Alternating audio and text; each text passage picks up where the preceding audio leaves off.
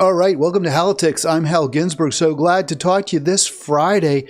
And I'm super excited to have James Hiatt from Better Bayou on with us. We'll talk to James in just a sec. Do want to remind you, please click like, please click subscribe. We got to get those. I want to get those numbers up. We got them up to 500. I actually got a little bit of money out of it. So it'd be really, really nice to do that. Also, one other quick note. Usually Fridays are the free-for-all. So it's just you and me.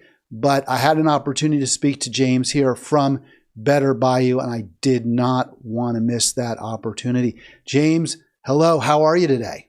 I'm doing great. It's actually my birthday, so it's been great so far. Happy to be here. Thanks, Hal, for the invitation. Oh, it's great to have you on. And by the way, should give a quick hat tip, of course, to our friend of the show, Maury Johnson from Appalachia, who has made allies with environmental advocates across the country, and through his advocacy and yours, I think you two got together and then he hooked us up. So thanks, Maury. James, thank you again for joining. By the way, I want to just put you on the spot right now. I actually know the answer to the question. I said for folks who are listening for the first time, watching for the first time, or have not yet subscribed, maybe you watch a lot, but you've never subscribed, please do. I didn't see a tick up in my subscription base, James. Now, I don't know. Maybe you did subscribe and I lost someone at the same time, but I'm going to urge you, if you haven't yet, to subscribe, please. Gotcha. Definitely will. That's the one courtesy that's what I'm going to ask now from all my guests, because I got to get those. And I don't know what to do differently. I try to be funny. I'm smiling. We try to put together a good program, but it is tough to break through. It is really tough to break through. Yeah, it is. And especially on like a longer form kind of video. I don't really watch too much YouTube, mostly Instagram and stuff like that. But this longer form is important because it dives down deeper than just a soundbite or the headline, because most of these topics are dense, and it requires unpacking to actually understand what's going on. And so kudos to you for hosting a show like this that actually unpacks the headlines. Well, you're the one to do the unpacking for us today, James. So again, thanks. And you're spot on about the longer form being a bit of a challenge. It's these 60-second TikTok videos and the short form, the briefs, that seem to really draw the numbers in. And I actually should start cutting these long form videos up and finding 60-second nuggets and then posting those. Let's start right into it. Tell us about Better Bayou now. What's your role there? Are you the founder, or how did you get involved with this organization if you didn't start it? Yeah, we started it. It wasn't just me alone, but here in Southwest Louisiana, where I'm from, here in Lake Charles, we have a ton of petrochemical refineries and now LNG, these liquefied natural gas export terminals. And this idea that in 2020, we were hit by two major hurricanes 6 weeks apart, Hurricane Laura, then followed by Hurricane Delta, followed by February. There was a winter storm Uri that froze everybody, froze pipes, froze Texas, followed by a random Monday in May that we had the worst flooding we'd seen up to that point. And so climate change impacts are being felt here in Southwest Louisiana. At the same time, this idea that we can continue building our dependency on fossil fuels, which caused the climate change that we're experiencing, just to go unheeded and nobody was pushing back really. So I had been working with another organization out in New Orleans called the Louisiana Bucket Brigade, and I was able to start this organization with some folks actually just about a year ago. We celebrated our birthday on January 30th, and we've been working ever since, and mostly focused on these LNG build out that was proposed here, and also there's all these other climate carbon capture and industrial things. But the real point of this organization is the whole name is For a Better Bayou, because we can be against all kind of things, right? But if we don't have the solutions, if we don't have, as one of my mentors likes to say, the best criticism of the bad is the practice of the good. And so, what does it look like to still live in a place that is always hit by storms, stronger and more frequent, and where insurance prices are unbearable at this point, home insurance prices, and the continued exodus of people from the Gulf Coast to places that aren't hit by hurricanes as much, that is what we're for. We are resilient, and I'm so tired of being called resilient that maybe we can get out ahead of this and stop the even more suffering that will be caused by our inability to break our collective dependency on fossil fuels. So that's the work, and it's. You told me it's awesome. Let me just jump in real quick. While you were speaking, I put up this chart here. I did a little research before the program to look at what the sea level levels were like in on the Gulf Coast and hopefully Western Louisiana, where you are. I couldn't find data from NOAA. This is Grand Isle, which I think is a little bit further east, down where the Mississippi Delta, or not the Delta, the Mississippi goes into the Gulf, but I assume they're pretty similar, right? I mean, if the sea levels are rising there, I know it varies depending on where you are in the country, but I assume it's close enough that you're going to see the same dynamic, which is since at least the 1950s when they kept good records. And you can see it a steady trajectory up with the seas getting higher and higher. A lot of islands down there. The area is right at sea level. So can we take it from this chart that it comports with your reality and with what is happening there in Western Louisiana on the coast? I mean, 100%. The last governor we had a climate task force that had looked into sea level rise and coastal erosion. And by 2050, even if you go to the NOAA's website, they have a sea level rise predictor. And if the sea level rises a foot or 2 feet, which is what is predicted for South Louisiana, Cameron Parish will be underwater, and many parts of this state will be underwater. We are very flat. I know you said you'd never made it down here before, but our terrain here on the South Louisiana coast is flat. And in Southeast Louisiana, they have built up all of these levees to try to contain the Mississippi and to stop these floodings. But in Southwest Louisiana, we do not have the same protection of levees. We actually don't really have any storm surge protection, and the wetlands that buffer, that are Cameron Parish, that buffer the city of Lake Charles from the Gulf.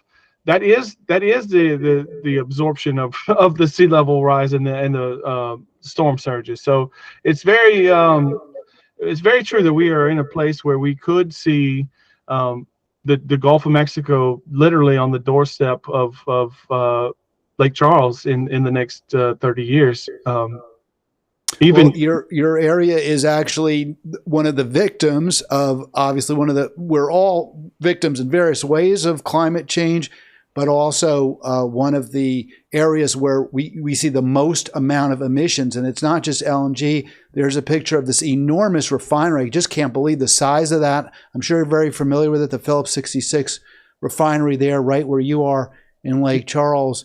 Go ahead, sir. My dad actually retired from that specific refinery. So no, I'm familiar. That one is smaller than the one I had worked at. But that one is about 260,000 barrels of crude oil a day is processed there, and it is enormous. And next to it is a plastics plant based out of South Africa called Sasol that displaced. Mossville, the community that was basically divided and conquered and not bought out in any kind of reasonable way.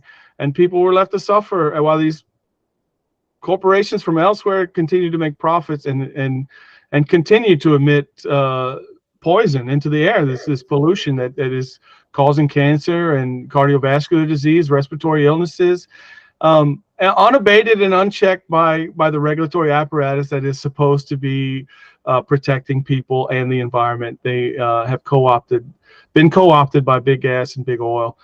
So we have on top of the LNGs that are existing in Southwest Louisiana and the ones that were proposed, we are already suffering because of our collective dependency on fossil fuels.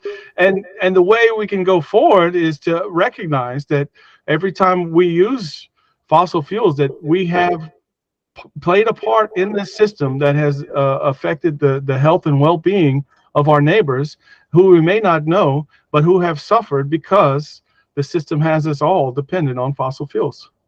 So James Hiatt with us from Better Bayou, for a Better Bayou. He corrected me, and I appreciate that. James, you mentioned how the belching smoke and the benzene and what have you, all the add stuff in there that is bad for your health.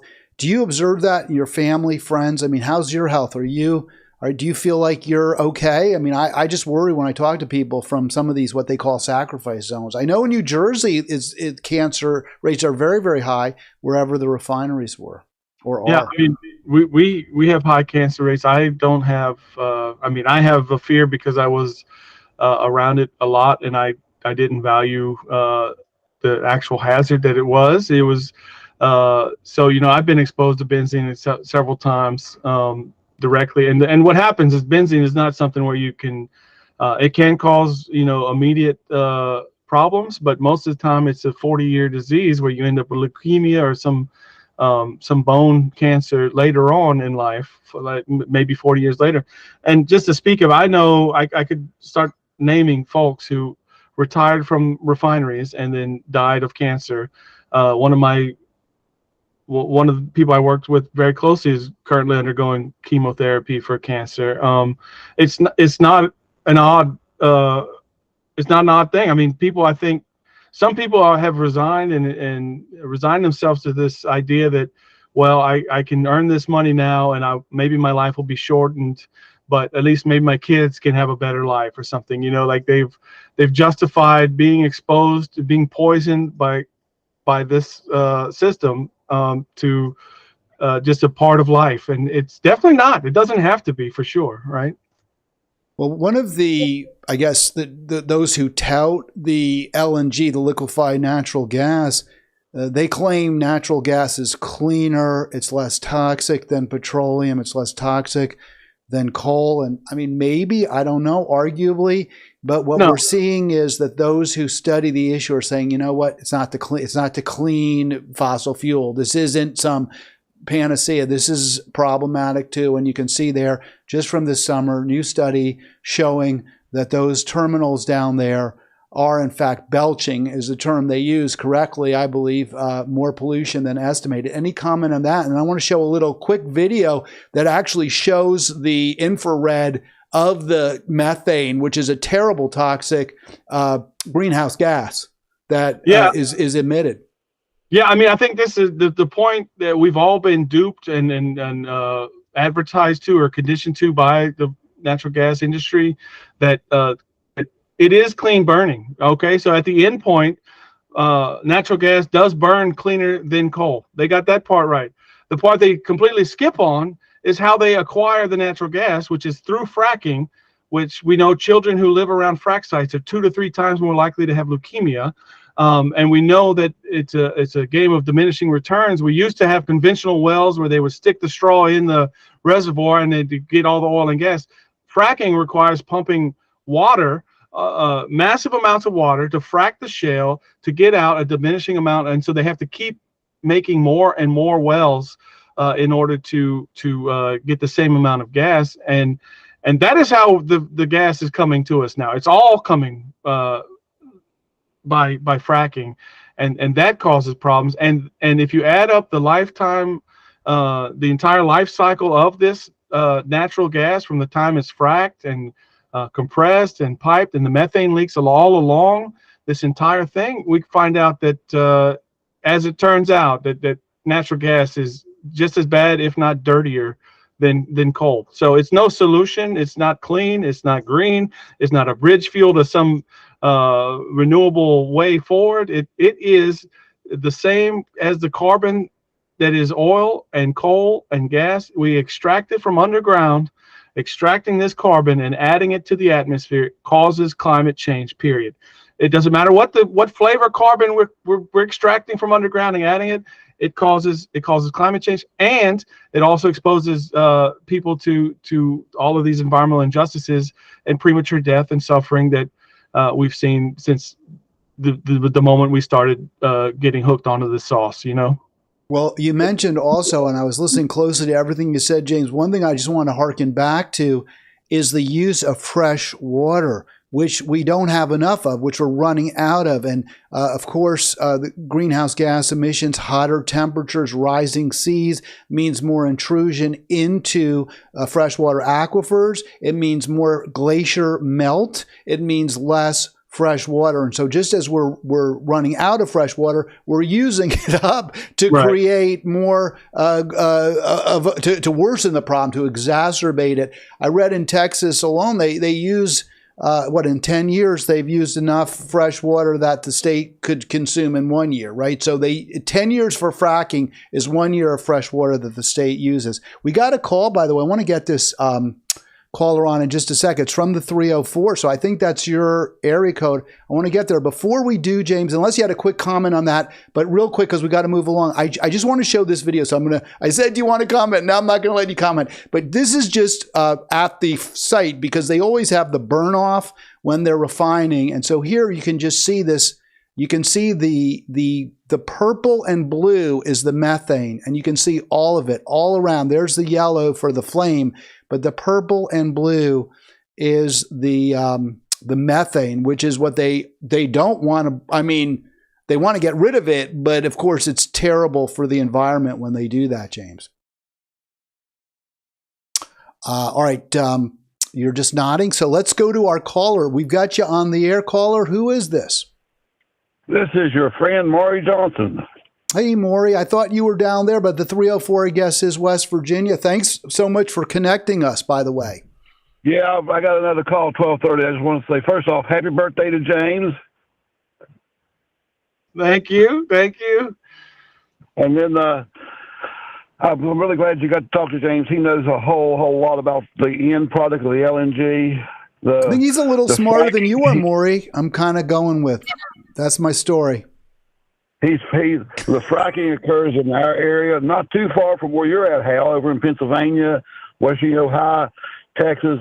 And when we talk about water, they put a toxic soup of chemicals in this water, and then they pump it down into the ground, and they think, and then some of it comes back, and then they want to pump that in the ground somewhere. They think it's never going to get back, but it's not. These injection wells are belching this stuff back out into the water. We're using water to make a product that's going to kill us. So anyway, I just want to say, hey, I'll be talking to you soon, Hal. James, it's great to see you. And keep speaking the truth. All right, thanks so much, Maury. And you got, I guess Maury's going to have to take off. James, that was great to hear from him. Yeah, I mean, this is what I love to see is the solidarity around the country, what they call sacrifice zones, folks who care. Even if you're very privileged like I am in many ways, I want my kids to have some beauty, right? Something left of the natural wonders and wild that I did get to enjoy when I was younger. Yeah, I mean, exactly. I mean, I have 3 children, and the idea that the pier I used to fish off of, the beach I used to go to, the jetties we used to walk down is now not accessible because of this plant is heart-wrenching, really. And one of these plants. And this idea, I just really want to point out that it's not over. We're not doomed. We are in the moment that it will matter. What we do now in these next few years will dictate the outcome and the amount of suffering that we will have inflicted on our descendants. And it's not lost on me that I come from, and you as well, all of us come from a very long line of ancestors who got us to this point, who are joining us in this fight even. To call out for an actual world that not centered on just making profits. That you can't eat money. You know, I've heard this saying, you really can't. And the fact that the system has got us into a place where a lot of us are living paycheck to paycheck. We're doing what we have to do to feed our kids. It's if we're just feeding our kids and on the backs of our grandchildren and their grandchildren, we're starving them and forcing suffering. I think something has got to be done. And when we know better, we should start acting better. And we know that that extractive this industry of fossil fuel dependency inflicts suffering on frontline and fence line communities, and has for decades, causing suffering and premature death all over the place. And we know that it is also the major contributor to climate change, which will inflict suffering far into the future. Why in the world are we not doing everything in our power to move with speed onto something that will not cause the suffering? And it's the fact that people are short-sighted, are more concerned about getting theirs before you get yours, or this lack of understanding how interdependent and interrelated all of us really are, and how we can actually, with our voice, we the people can affect change, even though the oil and gas and these profiteering corporations, these moneyed interests, spend lots of money on our elected representatives. Does not mean that our voice does not matter. And this pause is a testament to collective voice. People's collective voice can affect change. And it's important that you are not disenfranchised or disempowered or feel like it is hopeless or these things are too big to fail, because they're not. We can and we will overcome this system that continues to trap our kids and our own imaginations from what could be to just what has been, and try to continue that same system. So well, I love the optimism, James. And of course, you're referring to the slide I just put up there that Biden, the president, did order a halt to more approvals of the LNG exports, which means that some of the other potential plants that might come online or might have come online in the next few years, maybe they won't. It's not a permanent ban. He didn't retract. He didn't say you can't go forward if we already gave you approval. So there's going to still be LNG facilities with those enormous container ships, but at least there's a pause in new approvals. The question I asked at the beginning, or that kind of to frame this program, and there's so many places we can go, but let's get to that question since we've got this up there, James, is this too little too late? You just said you're optimistic about the future. I love that optimism, but how much optimism should we take from this temporary for now? It could become permanent. I don't want to say it's never going to be, but who knows who's going to win, right? I mean, if Trump wins in November, all bets are off.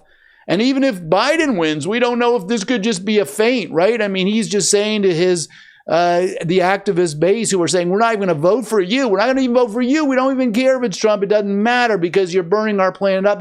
We've seen more oil and gas produced under the Biden administration now in 1 year than even under Trump. And of course, Trump's record was set on the back of Obama's record. So we've had 3 presidents in a row, all of them completely enthralled to the oil and gas industry.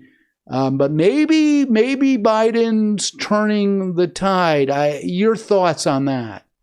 Yeah, I mean, thanks for. I mean, I guess in this moment I have optimism, and maybe that's because it's my birthday. I don't know if that's like, So you're like 33. What are you, 30? How old are you? I don't see any gray in that beard. I'm gonna aim low because I don't want to overstay. The worst thing you do is ask someone if they're like 80 when they're 79. So I don't want to do that. That would be the last thing I want to do. I'm 41 today. Oh, wow. So. Okay. Well, congratulations. You got a ways to catch up with me. Thank you. Well, and to this point, so this optimism comes because even like you said, I think this idea that even if Trump gets elected, we're screwed, or if whoever it is, like the truth is situations change and people organizing and actually waking up to the fact that this system is broke, and that the change that has to come is from we the people. So this idea that just to unpack what they actually did, they put a temporary pause on approving, the DOE, the Department of Energy, put a temporary pause on approving any new export licenses. So that basically is 5 or 6 terminals that are paused. As far as the over a dozen that already have their export license and all their permitting, it doesn't do anything for that. So in the next 5 years, we could still quadruple the amount of liquefied natural gas that's being exported from our country, which will not curb Americans' costs, will not keep energy prices low, which did not safeguard communities who already have a terminal or a project in their location that has already got this license. He could do a lot more. This is a monumental step for a president to actually take a stand against oil and gas. And I am very thankful that we got to this point. But it has to be clear that it's not as great for us as far as climate change or imposing environmental injustice on new communities or communities that have already been suffering even more. But it's also not this big blow to oil and gas that some would make it out to be, because they still have the opportunity to build, a dozen plus terminals that will continue to drive up the amount of fracking that has to be done to fulfill this need.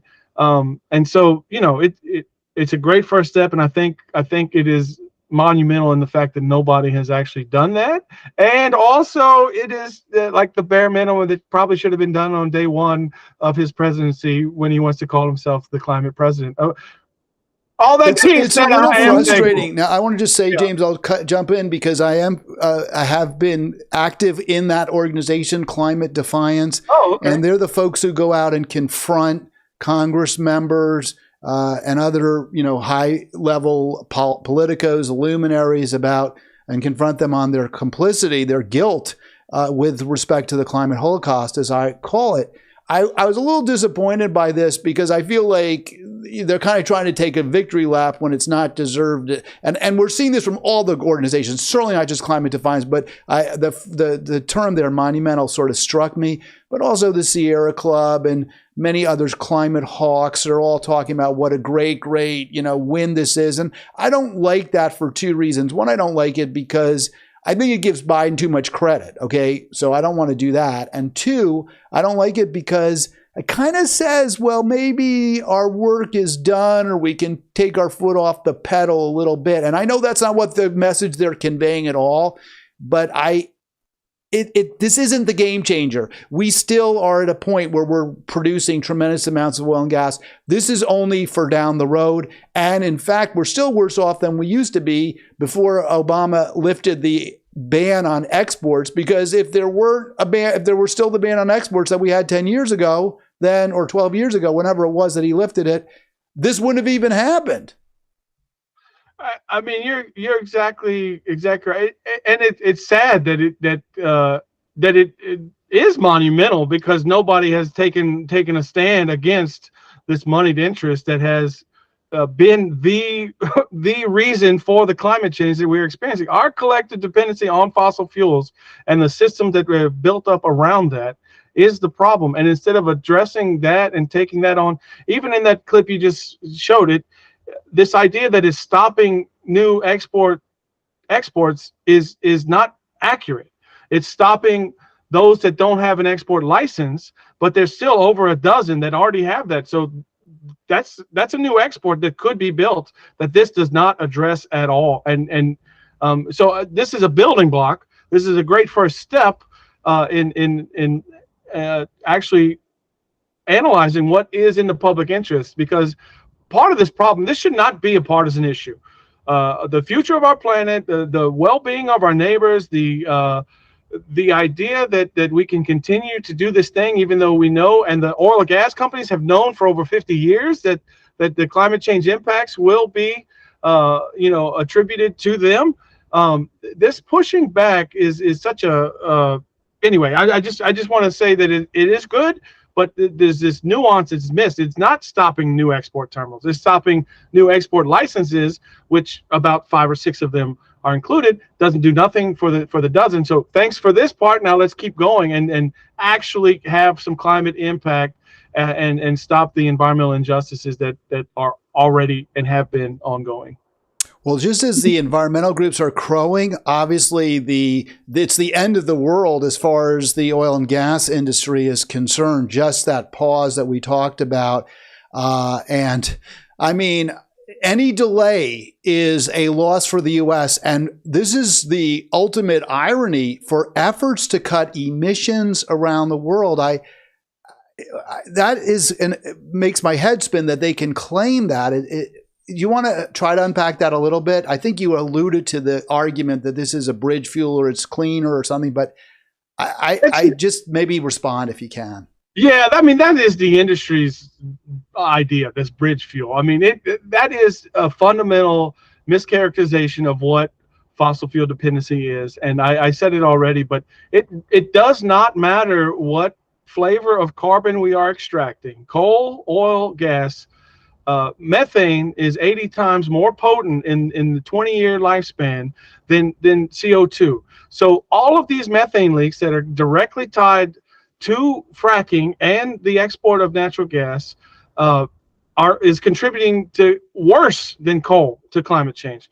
And so for this idea that the reliability of our supply is, we are the #1 exporter of liquefied natural gas in the world and will be until we finally get off the sauce. I mean, nobody else. Qatar, Australia. We have 7 under construction right now on top of the 7 that already exist. Like, we are doubling what we're going to export over the next 5 years, if not quadrupling it, if finance comes available for these other terminals. It is this idea that natural gas is clean burning, and I will give them that. The end point is clean burning, okay? It does release less CO2 than coal, but when you factor in how you actually acquired that gas and the entire life cycle, the methane leaks all along that. Even if they could allegedly, this is their idea, oil and gas companies' idea, is that they're going to be able to contain the methane leaks at the frac sites, at the compressor stations, all along the supply chain. But they always say that. They're always saying that, oh, there aren't going to be any leaks. Oh, we've got the better technology. And for all I know, maybe their technology is really good, but they don't spend the money. They don't actually put in these really high-tech, high-quality pipelines that aren't going to leak. They're lazy and they're careless when they lay them down. They don't care where they put them. They don't seal them correctly. And then, of course, you get more leaks.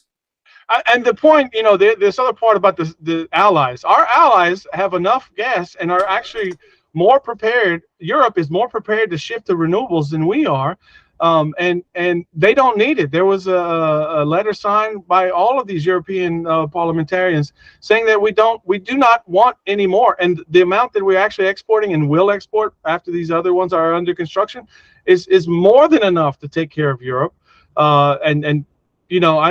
Obviously, I don't want people to suffer at all. And if there's a freezing winter, this was the first story after Russia invaded Ukraine, is that if we don't get this gas to Europe, that the folks in Europe are going to freeze to death and suffer. We have lived on this planet for hundreds of thousands of years as human beings, and we have survived and thrived without fossil fuels. To think that what happened in the last 200 years and our collective dependency on this fossil fuel, without it, we'll be back in the caves, or that we'll have to clean our clothes on rocks, or whatever insanity is the pushback. I mean, just know that this system has continued to cause suffering, and we do not need to further any kind of geopolitical war or war games over natural resources. That the natural resources is not food or housing. The natural resources is what we can pump from underground so we can watch TV and drink from plastic bottles. I mean, like what are we doing? Well, and maybe we can sit on our TV, watch these giant widescreen TVs and all, but the things that, the entertainments of the past are lost. Walking in the woods, enjoying a snowy day. If you're in the north, or even in Louisiana, there might be snow in the very northern reaches of the state, maybe 100 years ago, but probably not now. So there are things that are invaluable that we've lost as a result of our complete movement away from nature and our contempt for it and our using it purely as a way to enrich ourselves to the extent we can. You mentioned the Ukraine war. You mentioned our allies. One has to wonder if that war is in part being prolonged by the United States, if we aren't fomenting carnage in Ukraine because of the potential profits or the actualized profits by the oil and gas industry. If you want to comment on that, I'd love to hear your remarks. If you feel that's something you'll let me talk about, I'm good with that either way, James. Well, it's this piece you said about being in nature. We are not just in nature. We are a part of this thing. Whatever this life is that we all have. For however long we get to live on this earth, like we are not to be dominant. I think people misread the Bible many times and think that man has dominion over all things. It's not to be in this place where we are exploiting and not taking care of what sustains us. I mean, it's not lost on me that the natural world, the air I breathe, has circulated this globe forever, and that it is produced by the plants, and we are in a relationship with that. Our breath feeds them, their breath feeds us, and to know that folks care more about profit making and don't see people, the dignity of human beings, even if they're on the other side of the world, as being a part of them, even and full of life in their own stories. I mean, you mentioned Ukraine. We can go around the world, and the way the U.S. has operated on a war profiteer footing for my entire life, and certainly before that. We should not be profiting on killing people, right? Like there should be no incentive for any senator or representative to own or be a party to making profit on killing people, especially innocent folk who are civilians who are just trying to live life or sending our young people overseas to kill or be killed. I showed this. I had some clips I'm not going to waste our time with because you're too valuable to interrupt with Chuck Schumer talking or even Vladimir Putin. But that said, I did want to show this because the majority leader, Chuck Schumer, has been doing everything, bending, trying to move the world to get that money, that $60 billion to Ukraine. And we talked about how the LNG market has exploded in the United States, the export market, as a direct result of the Ukraine war. Well, who does Schumer get money from? He gets money from NextEra Energy, a pipeline project. He did everything he could to push that Mountain Valley pipeline. We talked to Maury from West Virginia, but NextEra Energy, they don't just make pipelines in West Virginia. They make pipelines that transport gas to the Gulf to be frozen and shipped overseas. They do the whole thing. They do soup to nuts. So their profits are extraordinary from LNG as well. And Schumer is pushing that war, which is making them more money. That's exactly the problem, right? Like they have centered profits over people. They have centered corporate interests over the well-being of communities. I hear time and time again this pushback about jobs, and economic prosperity. There can be no jobs or economic prosperity on a dead planet, and we are and there can be no economic prosperity and jobs with industries that are literally killing people slowly, sometimes through explosions quickly. There is no reason that we continue down this path of extraction and profiteering for a few on the backs of all of us. Yeah, I just wanted to show that from NextEra Energy's website, James. We source gas from a pipeline or wellhead. And this is under their modular liquefied natural gas. So they source it, they transport it in their pipelines, and then they actually, as they say, they liquefy it which is you have to make it really cold because it's gas when it's made really cold turns into water. But usually, like steam is usually water, not steam, but you cool it and it becomes water if it's hot. Gas is usually natural gas, but they super cold freeze it and it becomes liquid, and its volume is greatly reduced, and they can put it in these little in these containers. So that's what they do. That's how they make their money, and they give tons of it. A tiny pittance for them, but a lot for Chuck Schumer. And of course, he does what I guess. He does, not I guess. He does what profits them. We know that. We've been bashing the corporations. No question, they deserve it. But what about the voters? Now, you're down there, and you've said to me, MAGA country. I looked at the numbers. Louisiana, very much of a red state, at least when it comes to national politics. You still have some elected Democrats, I think, on the state level. Maybe. I'm not really sure about that. How do they react to what you're doing when you talk to them about trying to move in a different direction? I mean, we have the fishermen in Cameron are conservative Republicans, MAGA. I guess I hate putting people in boxes because none of us fit in a box. But this idea that we can make America great again by continuing the system is lost, because they see the impacts on the fishing of the LNGs that already exist.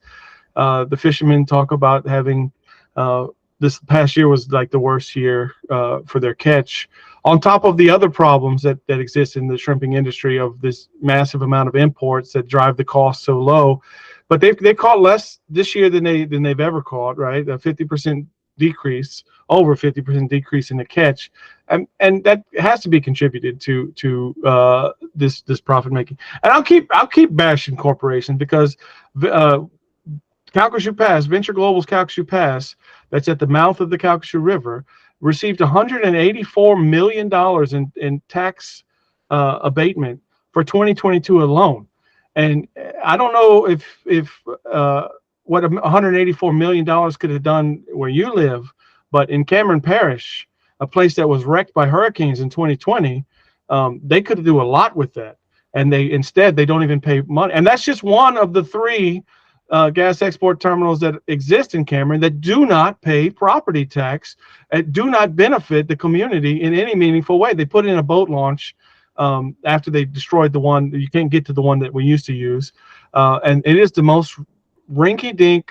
It's very clear that they don't care about us. Like we're gonna take our $184 million and give you a fraction of a penny of what that might be worth.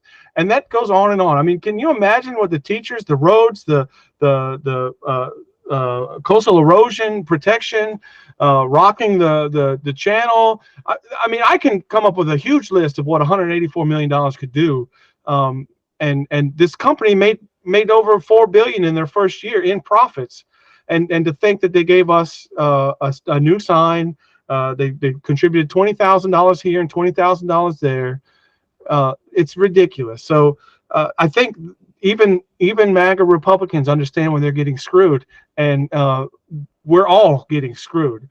And so to say that we have different values on certain things, but we can all understand that the people from elsewhere who are making money on the backs of all of us should be contributing, at least the ones that exist should be contributing more in a significant way, not just by pennies on the dollar, but serious investment in community if they care about us. But they don't. They pad their pockets and their profits and do more. And so, I could rail on. We can go on. I want to talk, because what you're saying is what I understand, which is that the corporatization of America has impoverished tens of millions of us. It has reduced greatly the quality of our life. It's making us sick. What you see right now, this chart, is the breakdown of votes for Trump and Biden in 2020. And you see a remarkable split with the white voters, great majority supporting Trump, and an even greater majority of black voters supporting Biden. Can you, what is this? because one thing I was going to say, and why I always tell people, you can't just point fingers at the voters and say that they're ignorant or they're dumb or this or that. What is it about the Democratic Party that do you believe, or is it racism? Maybe, I mean, that's often attributed one way or the other. What is it about the Democratic Party, and specifically about Donald Trump, that has caused so many white voters to embrace him? That's a question way bigger than me, but I mean, my thought is that there is this nostalgia for this way that it was, where we were better off in this dream world of the past, and that his promises of making America great again can only be implemented if we shut the border and we stop caring about our neighbor, and we don't. We fall into these ideological trenches in this cultural war that is ongoing between the right and the left, the blue and the red.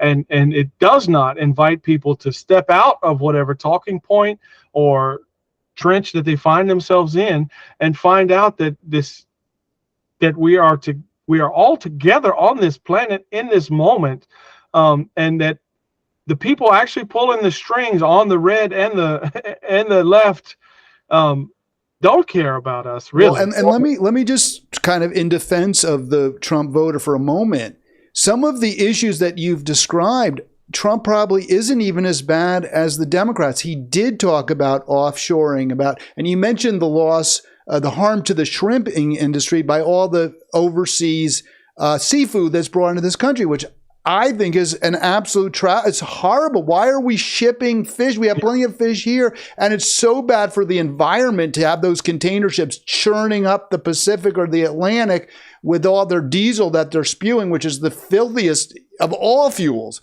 And Trump did talk about imports. He did talk about how it's hurting Americans. That was a fair point.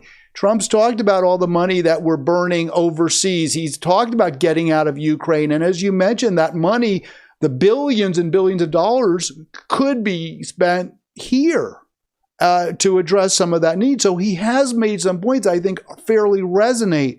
There are many other issues. Obviously, he does appeal to many people's worst instincts. There are dog whistles.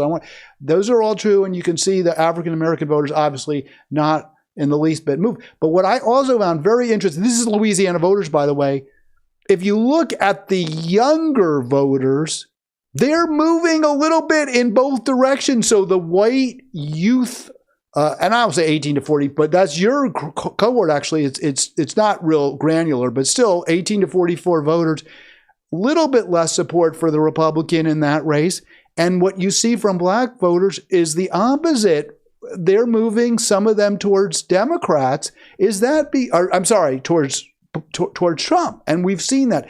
Is that because both groups, younger white voters and younger black voters, perceive the party of their parents as not helping them, as not being on their side? And is that accurate? Yeah, I mean, those are incredibly good questions. I don't have answers to. I do know, just in my experience, that this two-party system that we are trapped in, that gives us these choices that nobody, well, maybe some people are overjoyed with their choices, but they are arms of the same moneyed interests that play to these culture war things that don't actually affect our day-to-day lives. The fact that healthcare is tied to our employment situation, the fact that the cost of living rises, and the inability for people to buy house insurance because the climate impacts are so bad that the moneyed interest won't invest or insure places. These are the real questions, and all I see on both sides is no call for any kind of actual collective coming together or collaboration or working for the people. We want to keep everyone divided. Stay in your talking point lane. Stay in your trench. Don't try to actually feel empathy or see things from another perspective. And I guess I'm in the young, in that demographic counted me as young. I guess that's the place where I'm at, and why we just had an election for our governor this past year, and it was the turnout was abysmal. I mean, it was, I think, 19% of the electorate voted, and we elected a supermajority to our state legislature and a Republican governor. And is that because I feel that it's because that they kept on pushing on these cultural topics of abortion or transgender rights or no rights, or these things that honestly don't help everyday Americans in any way at all.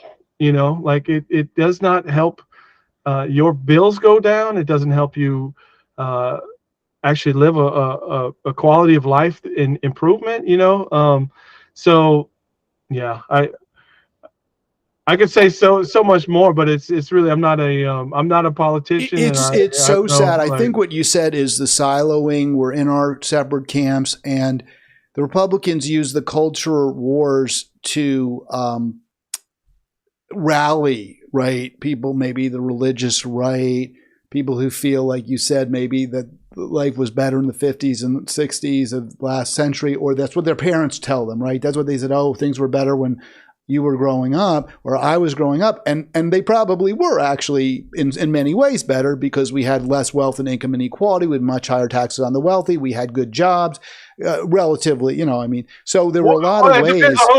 And if you weren't black, I mean, if you're in the South and you're black, it's not good then. But even what I saw, this chart that really knocked my socks off, wealth and income inequality between blacks and whites, even in the 50s, was much less than it is now, because the small number of super rich billionaire class, most of whom are white, have so outdistanced everybody that if you're not in that group, you're relatively worse off, even than blacks or African Americans were in the at least if in the civil rights era, if not the Jim Crow. Well, even in the 50s, there were more jobs, and therefore more jobs for African Americans. Good jobs. Yeah, I mean that this issue where we also have, I guess, what they call identity politics. Like there has never been any kind of reconciliation, reparation, truth, and reconciliation about what has gone on in this country. Historically, we see the rewriting of history books and the exclusion of the honest racism and systemic causes of that that is baked into the system. The white supremacy. This is a whole other. You're not going to get a lot of white voters down there if you start talking about this. But no, it's absolutely true. But this is the issue. The Democratic Party needs to provide an economic argument why you should vote for them to counter the culture wars. This is obviously my opinion. They need to say, okay, you vote for us, you'll get health care. We're going to make sure everyone has health care. You vote for us, we're going to bring back good jobs. And if you vote, we're not going to promise you that we're going to fight, we're not going to promise you we're going to play these games of having textbooks talk about how wonderful things were during slave time. We're not going to do that. So you have to make a choice. You can choose, a racist, bigoted future, and you won't have health care, and you won't have a good job, or your kids will have a future. But the Democrats don't make that argument. That's, I think, why they lose. Yeah, that's probably, I'm not a political scientist either, but my feeling is that the way that we continue to other folks, the way that we continue to not invite people to have these hard conversations, or even have the grace or the space to actually look at ourselves and our society and our country in the mirror and find the things that are fundamentally wrong and have been, and actually work to make justice, not retributive justice, but a restorative justice where we can actually have these conversations. I mean, I live in the South. I live in Lake Charles. This is a highly divided city. I mean, there's literal railroad tracks that divide one side from the other. Not to say that there's not some crossover, or that people don't. But it is a reality in places like where I live, that this conversation doesn't get talked about because people cling to their ideology and are not open to being wrong.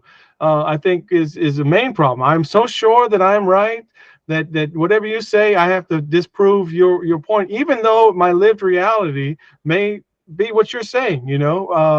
That happens, and the political part of it for me, where we, especially if we have this false dichotomy between red and left, and right and left, and there's no real emphasis on bringing people together at this point. We are only trying to build our base and drive wedges in between us and them, and the honest answer is that it's only us. There is no them, and we do not work towards reconciliation or reparations or making things right or making sure that there is justice, there is actual teeth in our solidarity. I mean, you spoke earlier about the solidarity. I felt alone for a long time fighting this thing, right? Like, there's only a couple of us fighting this.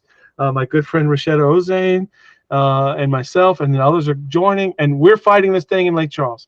But it turns out that they're fighting all over the place, the continued exploitation and extraction of resources from communities. And when they get together, like with Maury, with Jess in East Palestine, when we get together with folks in Port Arthur and Corpus Christi, and everywhere the system has extracted and exploited, that we come to find power in people's stories, in their voices, and that it doesn't fit into a right and a left. It doesn't fit into these boxes of us and them. It turns out that we are desperately in need of each other, even if we have no idea about it. That's beautiful, James. You kind of put a little bit of hope and wind in my sails too, so I appreciate that, because I've been feeling kind of down and hopeless and alone also. So hearing you say that is really nice. Before we let you go, and I want you to have a great weekend and enjoy the rest of enjoy your birthday. Got to be more fun than talking to me. Let me phrase it this way. Can a clean, green energy message win in Southeast Louisiana? Southwest. I was thinking, I got my geography wrong. Can it win in Southwest Louisiana? In New Orleans, it definitely would win. And here, this breaking of this, the poverty of our imagination of what could be, it can win. I mean, we need the investments in what is already available. We have, not to go too long, but there is already 4,500 abandoned and orphaned wells in this state that are leaking methane and oil into the air and into the ground. And we have a workforce of oil and gas people who could be tapping, plugging in these wells and monitoring them. And they could go to work today. Like, where's the money to put the Climate Corps to work, to put these oil and gas hands onto actually capping the well? So there are many ways besides just green windmills and solar farms that will help the climate if we only actually start now. All right. Well, I want to thank you so much, James. We're just about the end of the hour, so I'm going to let us get our weekend going. Thank you so much. What an honor to speak to you. You did mention East Palestine. We will have some East Palestine advocates on the program next week. So we're going to continue our focus on the environment right here at Halitics. James, thanks again so much. Thank you. Appreciate it. All right. We'll be back. I'll be back Monday. Of course, it's going to be Monday with Arlen. And as I mentioned, we'll have some East Palestine advocates for a response to the disaster there last year.